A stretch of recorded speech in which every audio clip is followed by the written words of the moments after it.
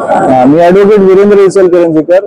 पानसरे खून खटला जो कोल्हापुरात सुरू आहे त्यातल्या 3 जणांचा जामीन आज कोल्हापूरच्या सर्किट बेंच हायकोर्टाच्या त्यांनी मंजूर केला.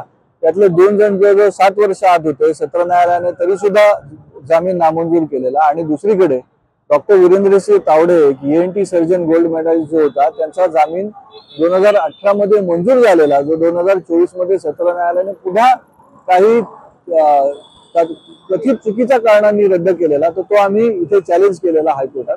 आणि आज हायकोर्टाने सत्र न्यायालयाचा तो आदेश चुकीचा होता हे मान्य करत त्यांनाही जामीन परत दिलेला आहे. त्यामुळे हे तिघेही आता या प्रकरणात बाहेर येतील. यामध्ये एक वकिलांची टीम होती, म्हणजे आज मी हायकोर्टात होतो पण सिनियर वकील नितीन प्रधान, शुभदा खोत, पुष्पा गनेडीवाला, ॲडव्होकेट सिद्धविद्या अशा बऱ्याच जणांनी हे 3 जामिनांसाठी बरीच मेहनत घेतलेली आहे. कारण इथे कुठेतरी त्या भगव्या दहशतवादाचा मुद्दा आहे हे कोणाला तरी सिद्ध करायचं आहे असं दिसतं.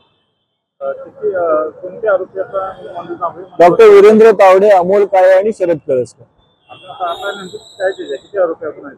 आता जामिनावर आता ऑलमोस्ट सगळे जामिनावरती आले त्याच्यात, हे शेवटचे. पण यांना जवळजवळ 7-7.5 वर्ष थांबायला लागला. हा खूप दीर्घ कालावधी आहे हे नक्की. आता isakal.com आहे देशातील नंबर 1 ची मराठी न्यूज वेबसाईट. प्रत्येक अपडेटसाठी isakal.com ला नक्की भेट द्या.